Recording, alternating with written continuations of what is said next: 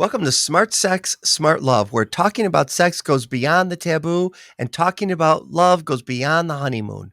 My guest today is Callie Scales, a writer, performer, and storyteller dedicated to the concepts of never punching down, always striving for inclusivity and spreading the message of hope. She was a nationally syndicated radio host and the founder of Esports Illustrated. Callie now has turned her attention to politics. She's running for state representative of District 5, representing Oak Park, Michigan, Royal Oak Township, Michigan, and Northwest Detroit, Michigan. If she wins, she'll be the first transgender person elected to an office in Michigan. Today, Callie will be talking about trans community in politics. Welcome, Callie. Man, I gotta tell you, everywhere I go, I need someone to just like herald me as I walk in like that. That was a lovely intro. Thank you. You're welcome. It's good for you. It represents you, right? And I love this timely podcast we're going to do because people want to hear about this. People, we need to. I think what you're doing is creating safety for trans people, and I want your word to be spread around. Yeah, I think a lot of what I hear right now is thank you for deciding to run, and also why on earth would you decide to run right now? It's so scary out there, and obviously in the wake of Charlie Kirk and in the wake of all these incidents happening, a lot of people are just thinking like, you're putting yourself out there and you're putting yourself in danger right now, and I think it's kind of because of those things that we need to be visible and out there and continuing to fight for our rights. If we back down because we're afraid, we've already lost. Yeah, this is the spirit we all had in the 80s and 90s when my husband and I were coming up as gays, right? Um, Yes. and you got to have that. So let's start with that first question. It dovetails right into what you said. Why did you decide to run for office to begin with, and what's your story behind this decision? Yeah, I was at a Democrats of South Oakland County meeting, and while we were there, one of our state representatives, Natalie Price, was speaking, and she was talking about how a piece of anti-trans legislation had passed the Michigan House, and some Democrats even had voted for it. And while that's never going to become law because Democrats control the Senate and that's never going to pass there, the thought occurred to me at that moment that, hey, if that had passed, it would have gotten through with no trans people in the off or in legislation to at least speak about it. So I kind of had this thought in my head of if you're going to pass this kind of garbage, you're going to at least look a trans person in the eyes when you do it. And that's kind of what inspired me to decide to run for office. I was originally going to be running for school board this year, but some things fell into place, and here I am running for state rep in my first go around, which is I, terrifying. yeah, right. What terrifies you about it? It's so much to keep track of. Mhm. Just earlier today, I was doing my first campaign finance filing and, learning the ins and outs of working through Michigan's completely well built and wonderful system that doesn't have any problems whatsoever. And trying to, you don't want to get dinged with a campaign finance violation on your first go around. There's just so much to remember. Yeah, I'll bet.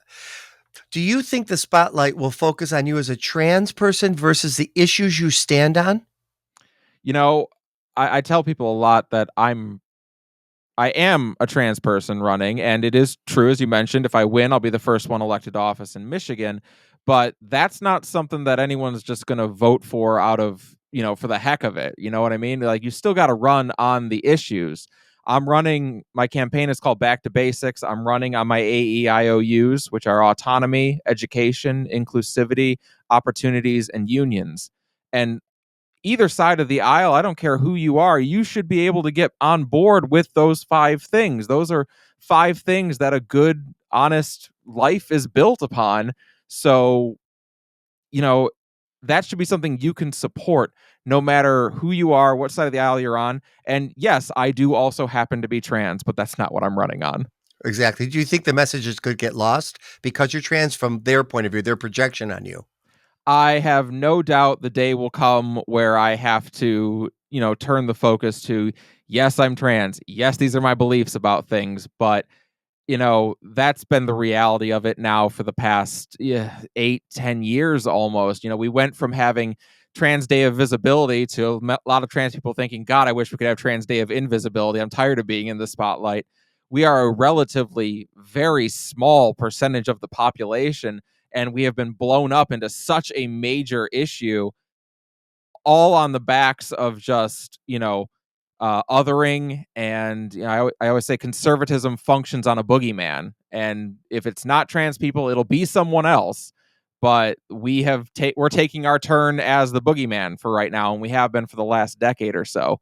And it's a tough thing. I hope people coming away from hearing me speak at any event would come away thinking, oh, she is for the people, she wants to help people, and not just, oh, she's transgender, which I Yes. am, and I'm proudly so. But the goal in doing this is to help people in general. My next question you already started answering, but I'm going to ask it anyways to expand on it. Do you feel trans people are being targeted in modern politics? Because a lot of people say no. Well, I would be I would be hard pressed to understand in what way you would say no to that, or anyone would say no to that. Um, yes, I think that the transgender community, because it is small, because it has for so long been either pushed to the side, ignored, or flat out erased throughout history. Um, we make for an easy community of people to attack and point at and say, wow, that's weird. Because on the whole of it, we are so ingrained in our gender from the time we're born, right down to, you always hear about, is the baby dressed in pink or is the baby dressed in blue? Like our gender is put upon us from the time we are very, very young. And because of that, when someone bucks that trend, which holds true almost throughout all of America, you go, well, that's a strange thing. That's weird. And it's very easy to blow something up into a hysteria. We hear it all the time with, people oh, there's men and women's sports because of trans people, or they're going to prey on me in the bathroom, or all these things. And I always tell people, like, you can acknowledge the fear without making it, like, without legitimizing it, right? I agree. It would be horrific if someone pretended to be trans to go into the bathroom so they could peep on somebody. But that's still illegal and it doesn't happen. So it isn't like this. I think we're trying to legalize that. It's just, this is someone who needs to go to the bathroom, and, they go to the bathroom that makes sense to them. Go back. You completely froze. You said that doesn't happen. Go back to that. Okay, gotcha. Uh, yeah, it's one of those things where people like to blow it up and make it a bigger issue than it actually is, because it makes for a good soundbite or a good headline in the 24 hours news cycle, or any other myriad reasons. When you can make someone afraid of someone else, it's a lot easier to get them on your side. And that is the methodology that conservatism has used forever. As a 62-year-old gay guy, I gotta tell you, watching it happen to trans people has been so weird for me because it's like I'm watching on the outside. I've gone back in time to see what they did to homosexuals, preying on children. There's no such thing as a gay child. All Ah, the things. yes. Won't Oh my someone god. think of the children? The Oh. old go to. Oh my god. Anyways, it's just so I do think there's an attack on trans people, and it's hard for me to even understand when someone says I don't see it, and then people will say, "Well, what rights have been taken from them?" What would you say to that? What rights have been taken from us? I think it's, how about my right to peace of mind? How about my right to not have to be afraid every time I talk to somebody on the street and wonder, is this person going to be a bigot? Are they going to mean me harm? To have to worry, are the police going to have my back? Because trans people are statistically more likely to not be taken seriously or targeted by the police, to be more likely to be under or unemployed, to be, how about to have my very rights debated in a body that I have no representation in? These are all things that are happening right now, and they're all results of the othering that has come about through various legislation. There's been over, over 1,000 pieces of anti-trans legislation brought up in legislatures across America since 2023 or 2024, I think it is. Like, these are all real things that are happening. So no, it's not a case of, well, we're all being put in camps yet, but it is a case of you make it okay to take away one thing or to do something in the name of common sense or in the name of won't someone think of the children, so that you can more easily set up the next thing that you're going to take away and the next thing you're going to do. It's already getting harder to get, depending on which state you live in, getting harder to get your hormone therapies and the things that you need. We see it all the time with talking about, at what age can a kid consent to getting hormone therapies? And that's a major sticking point. It is a death by 100 cuts Yeah. sort of thing. Yeah, yeah. What's been your experience, if you're willing to share, about coming out trans yourself? Yeah. I think for me personally, I always tell people I had it pretty easy. My parents were they didn't get it, but they were understanding. They wanted to be whatever makes you happy. That sort of thing. I was so fortunate to be dating my now wife at the time, and she was actually one of the first people, because I used to call myself gender fluid or bigendered, and I wasn't ready to quite adopt the trans label for myself when I first came out. And she was the one who pointed out to me, you're only happy when you're presenting feminine. You only smile when you're presenting feminine.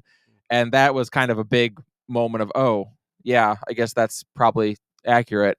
And since I started transitioning at 30, and it has been a wonderful journey to get to live as my authentic self and to go through some of the various phases. I went through my Disney princess phase where I had to be perfectly femme and beautiful all the time. Now I joke I'm in my punk lesbian phase where I don't owe you no femininity. I don't owe you nothing anymore.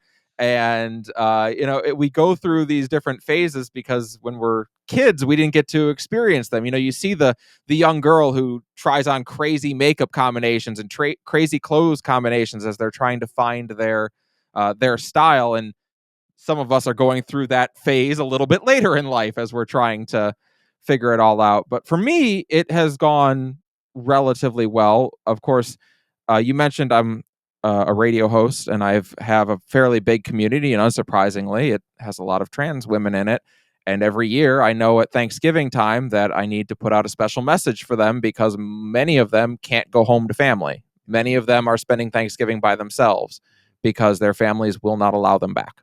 And I always think of how grateful I am that I got to have a good experience. And it's one of the reasons now that I am running and trying to be a voice and using the voice that I've developed for my community, because I feel like I kind of need to pay that back. I need to pay that forward. I would like for the next generation to not have to worry about whether or not they're going to be able to go home at Thanksgiving. When you said you started your transition at 30, how old are you now? 36. 36, so 6 years. All right. Yes. I saw a meme today. I've seen it before where it said something like, when you see a child who doesn't believe they are the gender they were born, you are witnessing a mentally ill parent. And it reminds me of when I was a kid, and it still exists. Some people still think that the homosexual is a product of a smothering mother and an absent father. Oh, And the yeah. whole idea is that a child doesn't know their own uh, uh, uh, orientation, and that they don't also know their own gender identity. What do you say to that? Get a grip, I think is what I have to say to that. So here I'll give you an example. I Growing up, I didn't know that I was trans. You hear some trans kids know very early on, some as early as 4 or 5 years old, some they're a little bit later. I was probably 12 or 13 when I started realizing something wasn't right. And I didn't have the words for it. I didn't know what being trans meant. I didn't know the words gender dysphoria. All I knew was that something was wrong. And I would look in the mirror and I would not like what I saw, and I couldn't put my finger on why. And I remember vividly, I went and talked to my mom, and I told her, I hate the way that I look. And you know, she told me what any parent who loves their kid would tell them. You're perfect. You're wonderful. You're so handsome. You're great. And she didn't do that out of malice or anything. She did that because she loved me and she wanted me to be happy.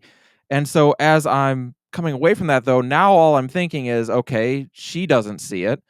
Fast forward to college, I go see a therapist because I'm still struggling with it. And that therapist tells me I'm having trouble adjusting to being in college and out of high school, which was partially true because I was undiagnosed ADHD. And so I was having some trouble. But they said, it'll pass and you don't have to worry about it. And it didn't pass. It just gets worse and worse. And you feel so lonely because you can see something that's wrong with you that no one else can see. No one else can touch on it. And a few years after that, I was 24 years old, and my good friend of mine tells me, you need to go see another therapist, or I'm going to start sending our chat logs to your parents because I'm afraid you're going to hurt yourself. And I called her a lot of very mean words, but I did because I didn't want that. So I went and saw a therapist, and that therapist had a trans daughter, and she knew gender dysphoria when she saw it. Mm. And she saved my life. She turned my life around from a place where it was getting real dark and real bad. That saved me. And I tell that long story to say this: I knew nothing about being trans. I didn't know the words. I didn't know that that was a thing that could happen. And I still was. I still went through it. You cannot hide children from it and think that that's going to keep them from actually experiencing it. All you're doing is making them feel isolated and alone. If your kid is coming to you and telling you that they don't feel right presenting as the gender that they are, recognize two things. One, they're probably for real about it. Now, they may not stay with that. They may try something different out and then ultimately decide that's not for them. And two, realize how cool it is that your kid feels like they can safely tell you what is probably the scariest thing going on in their life. You should feel very proud that your child can tell you that I as a agree. parent. 100% I agree with you. What do you think about this new divisive, we're gonna be LGB and we're divorcing ourselves from the trans and the Yeah. non-binary? What do you think about that? Obviously, I think it's short-sighted. I think it is more often than not a ploy from someone who isn't part of the community to try to divide the community. I think we as a community, as it was, LGB, and now there's asexual and there's or there's queer identifying. That's a thing as well. And at the end of the day, it is all this kind of homogeny of who you are and who you love. It is your representation of you. And throughout history, going all the way back to Roman times and beyond, there have been alternate presentations of gender and of who you love. But those are also things that have been used to other people throughout history. They have been used as an attack on people throughout history. And that is why I think our community is so tightly knit and also welcoming of people. When you don't seem to fit the mold, you are usually welcome and able to find a space in our community. And we are powerful together. I think a lot of people have figured that out over the years. And again, you going back to the 80s and the gay movement of the time, that was a very pivotal moment in LGBTQ history. And now they're trying to split that faction off. They're trying to split off the trans and the bigendered or intersex communities from there, because that makes a much smaller, easier to handle target. But we also know this: it never ends at just the first target. I know. That's not It's how true. it functions. If they get rid of all the trans people, then they'll come for the bisexuals, and already bisexuals deal with erasure and not feeling like a part of that community.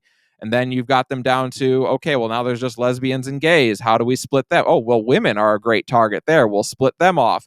And that's how you break down this coalition, and we cannot allow that. I agree with you. So tell me so if we get away from the trans for a minute and just what are the issues you're going to deal with in office? Like, what are your politics? Oh, well, I always tell people, I think you can look at me and usually know my politics. No one looks at me and goes, ah, yes, hard right Christian nationalist. Absolutely. I mentioned earlier that I'm running on my AEIOUs. I am running in a majority black district. And so it is my intention to join the Black Caucus. I've already joined uh, the state level Black Caucus, but I would join the actual representative body Black Caucus if I win, because I don't think I can responsibly represent my district without doing so. My district is like I think 72 something percent black or like that. So that is one thing that I should mention. I recognize that I am a white girl from Oak Park running for this seat. But I do think it is important as we talk about things like representation. When I mentioned earlier, there has never been a trans person elected, so that is important. But ultimately, my tasks getting forward, we've just had a horrific snafu with the state budget. The state budget is supposed to be passed every year by the end of June. It didn't get passed until a couple weeks ago, as we were hearing about the shutdown that was looming here in Michigan, in addition to a government shutdown, which would have been absolutely calamitous. Um, so I'm very big on education. I know in the most recent budget, the education bill, the education budget got kind of gutted. They don't doesn't look like it got gutted, but they played a shell game and moved like $200 million out of the K through 12 fund, which is a nightmare. So I definitely will be pushing for more money towards education. I mean, the biggest thing is housing issues right now. It is so expensive to live. Whether you're renting, owning a home is a dream for most people. Um, but it's too expensive to find somewhere to live right now.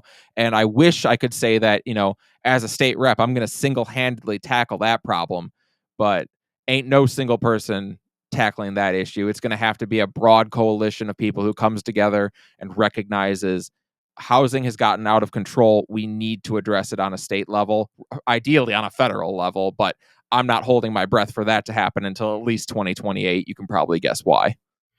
When did you decide you wanted to be in politics? Yeah.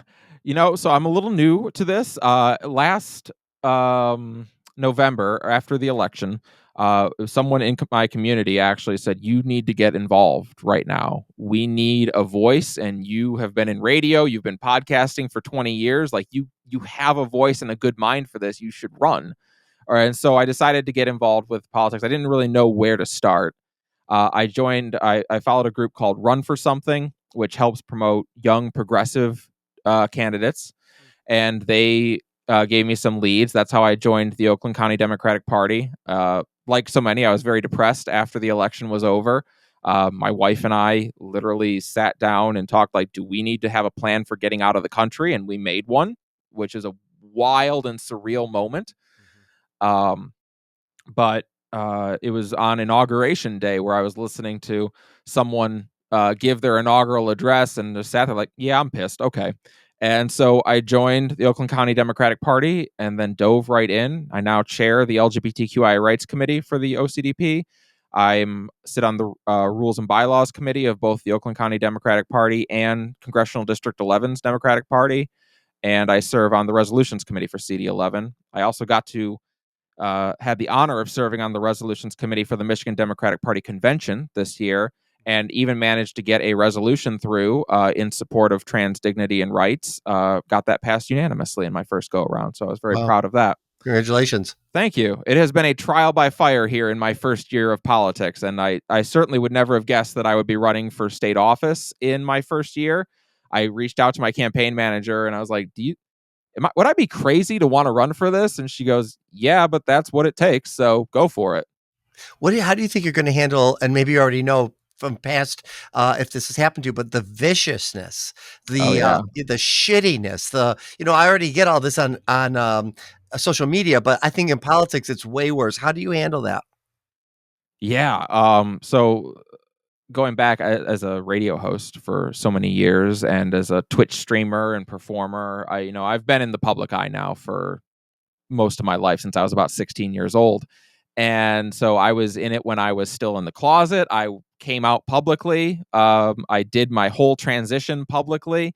I have seen some of the best and worst that humanity has to offer in that time. I have heard people say things to me that would make your skin crawl, and I have seen things that would warm your heart.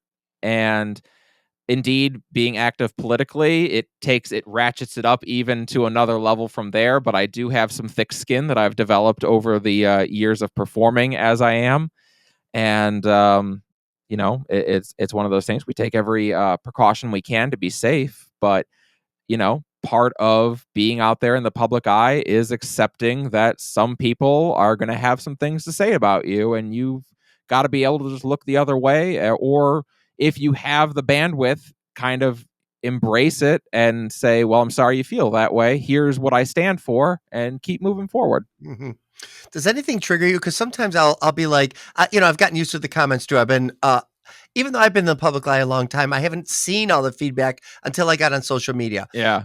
And then I started having to avoid and turn the other way, like you said. But sometimes I'll see a comment, I'll be like, yeah, I'm gonna fucking, go back and forth with this person. And I hate doing it. And then I erase it later. What comments get you?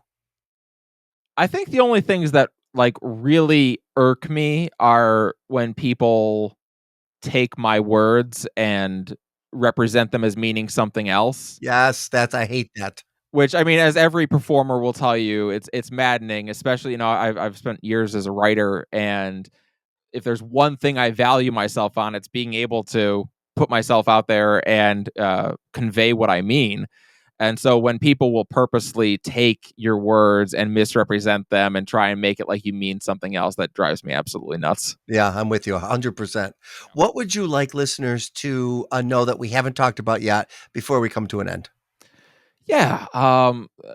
Obviously, this is such a new thing in my life, and it's been a wonderful new challenge. I'm really enjoying getting to run for office and meeting so many incredible people, people who have been fighting the good fight now for years, and a new class of people who are angry. I know there's a lot of hopelessness out there right now. Well, I'm telling you right now, I was at Governor Whitmer's candidate training a few weeks back, and there is a whole class of young, angry leaders of tomorrow coming up who are not putting up with this, who know that this is not right. I just got to speak at the Oak Park No Kings rally, and to see so many people turn out and listen to what I and some of our other political leaders had to say, and be there to make the world know that they're not going to stand for this, that they know this is not normal. It really helps combating that feeling of hopelessness and loneliness that I think a lot of us are dealing with right now. I always say that fear thrives in loneliness, and that is one of the things that so many of us are struggling with right now. Is we feel so isolated. We feel like the decision has already been made, that it was made last November, and now there's no hope anymore. I'm here to tell you that that day is not yet here. I'm Like there, so there Mhm. is still hope. I love having this podcast with you. I love you're saying all this because I've been saying the same thing in my day.